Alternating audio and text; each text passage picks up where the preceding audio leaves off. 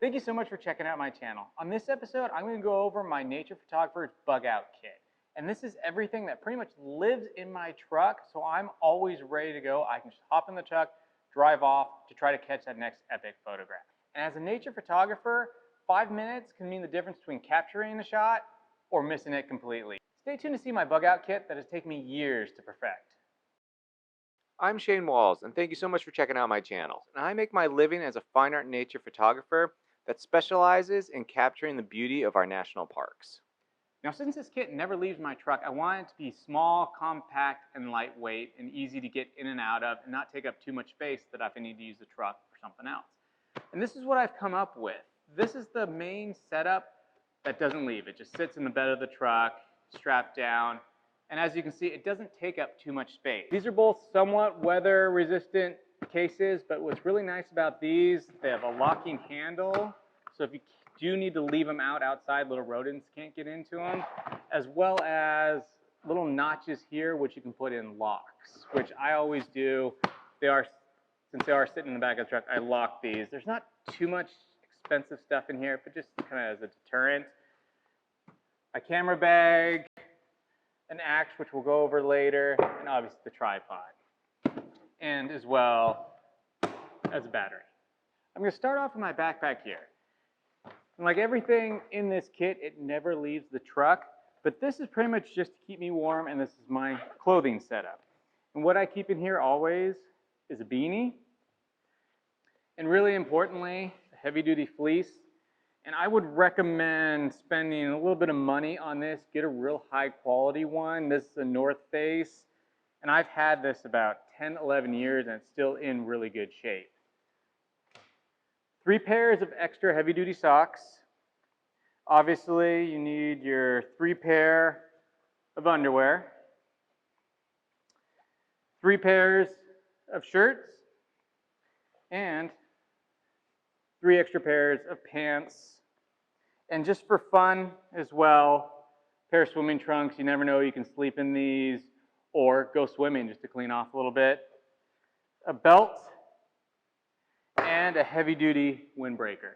That's completely waterproof. Same kind of idea. Spend a good amount of money on this. It'll last forever if you treat it right.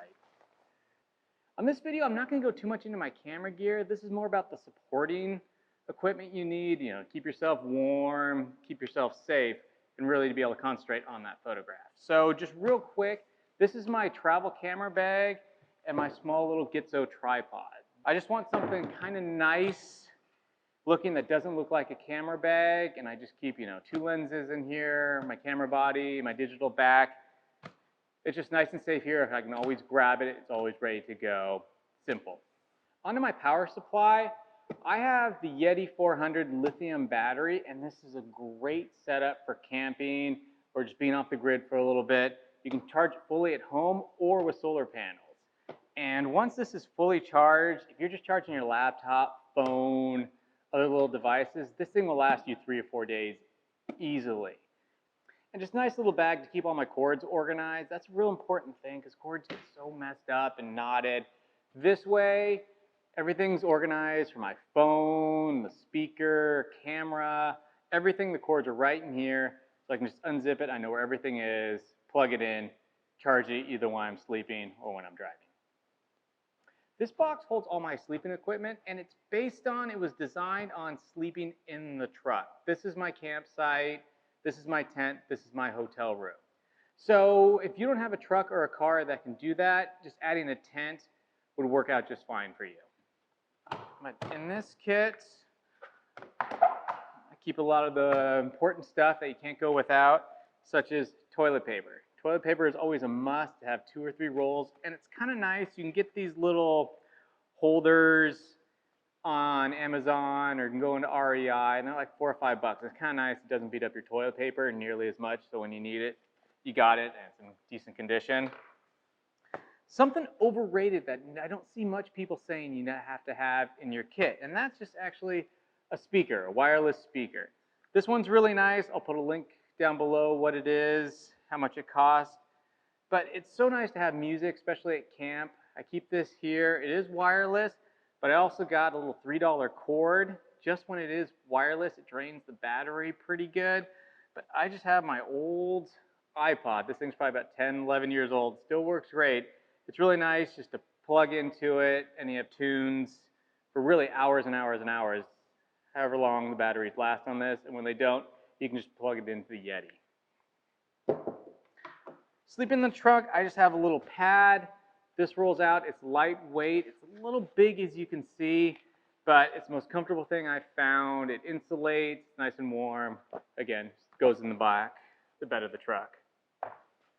Just a real quick little thermal blanket. If it is really cold out, I'll lay this in the bed of the truck before this goes down. And then maybe the most important thing, or one of the most important things, is a sleeping bag. The one thing I found out about this, and you can see, I can make this a lot smaller, but it takes up most of this box just in the way you don't want to leave your sleeping bag totally bundled up. It destroys it after a period of time. And last but not least is the toiletry bag. I just keep in here, an extra toothbrush, toothpaste, deodorant, suntan lotion, floss, a few Tums here or there, whatever you need.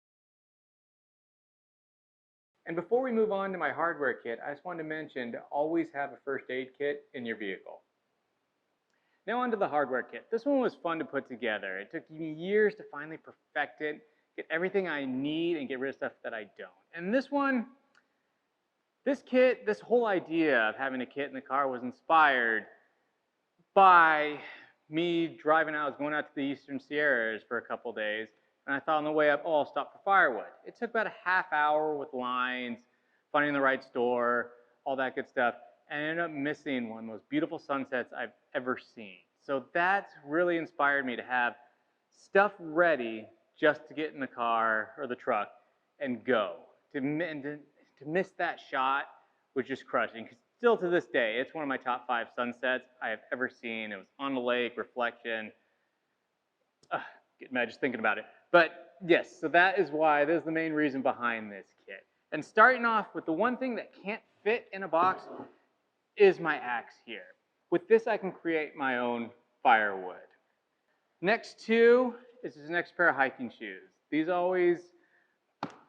can fit in the box. I kind of just keep them separate because usually these are muddy and dirty. So they'll just stay next to the kit. And it's always nice to have an extra pair of shoes. Because really, again, this kit is just about, it's almost a little feeling of freedom. If you had a bad day at work, I just like that feeling, me personally, to be able to just get in the truck and go. I don't have to stop by the store. I don't have to do any of that. Everything's set to go. Sticking with the firewood theme, if the axe isn't the perfect tool, I also have this folding saw. Gives me more options, bigger piece of wood, what have you. This is nice to have, and it takes up very little space, and it acts as a great tool with a lot of different uses. I also like to carry a heavy-duty camper's knife, and this has so many different functions. You can clean fish with it, you can help with firewood, chopping anything. It's a nice tool to have, a good all-around tool. This is a Chris Weave knife. I really enjoy it. Built in America, built in Idaho. And it's one of those, this is another thing I'd spend a little bit more money on because I don't want to be buying a new knife every 3 or 4 years. This was a lifetime purchase, and it is on the pricey side, but this, taking care of it, will last forever. And just for a little bit more fine, detail, intricate knife work, whittling, cleaning fish, just a little flip knife. Again, take care of it. It'll last a long, long time. Still on chopping and firewood, I also keep just a little hatchet. It's easier for smaller sticks, breaking down wood, what have you. It doesn't take up much space, so it's nice to have just this little extra tool. If the axe or even the saw is a little bit overkill, this is a nice little tool to have. It has a little flint in the bottom if I do need to start fires, or if for some reason my 2 lighters are out or what have you, that's available as well in this. Very important while you're doing all that work is to wear gloves. So there's definitely a work pair of gloves in here too. They can also keep your hands warm. I keep 2 sets, one kind of work gloves, and also just a big heavy duty pair. These are my snowboarding gloves. And I keep them in there because you never know, freezing cold. It's just nice to have these. They don't take up much space. They don't weigh anything. Just nice to throw them in, have them if you need it. Back to being fully self-sufficient, I usually would go by the store and pick up some water, but it's nice to know I don't really have to. And I always do carry this water cleaning kit. And this, pretty much anywhere in the US, can clean the water from lakes, streams, make it drinkable. With my photography, I find myself either by the ocean, by a lake, by a stream, pretty much about 70% of the time. So it's nice to just have this. I can fill up my water bottle with it, and whenever I need to, just go to the lake, stream. This will clean out all the funk and everything that gets you sick and have good, usable drinking water.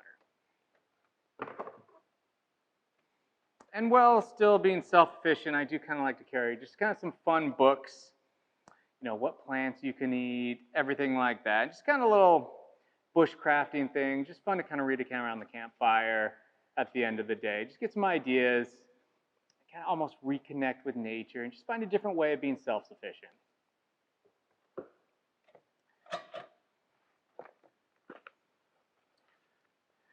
A must-have is a headlamp.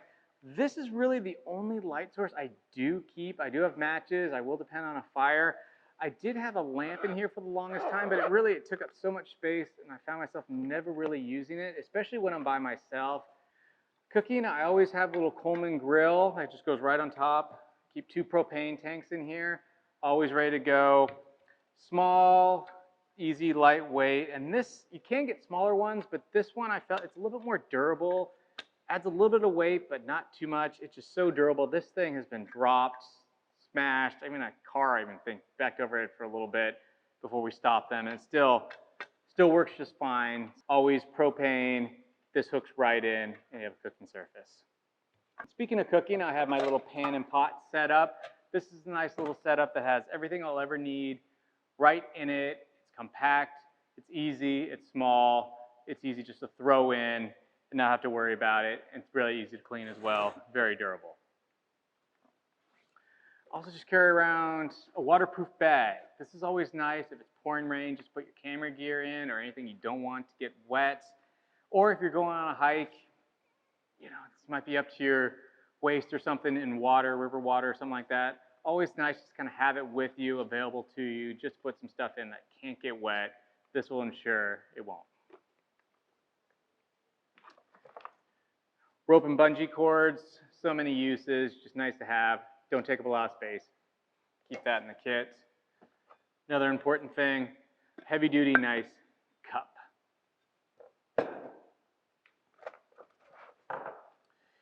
And with all the cooking utensils, you need something to cook. So I have just a small little fishing setup here.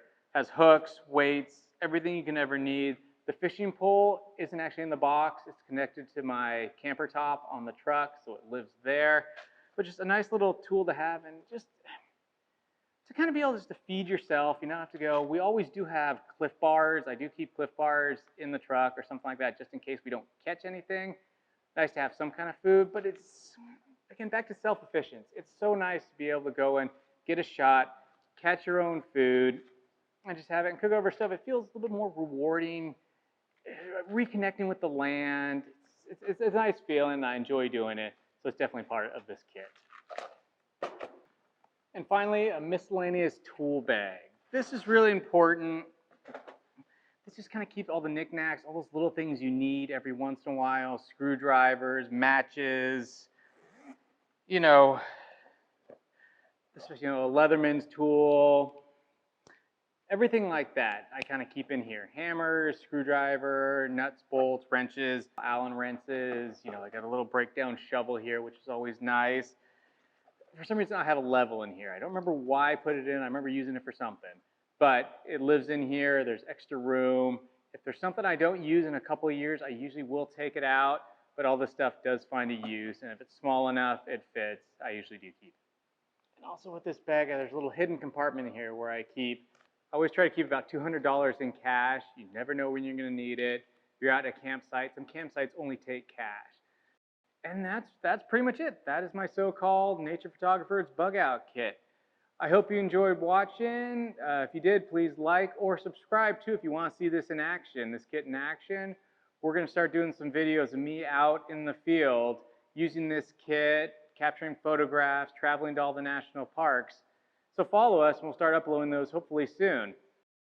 Any questions, feel free to leave them in the comment section. If you think we missed something or something in here you don't really think is important, let us know as well. We'll do our best to answer all these comments. Cheers. Thanks again for watching.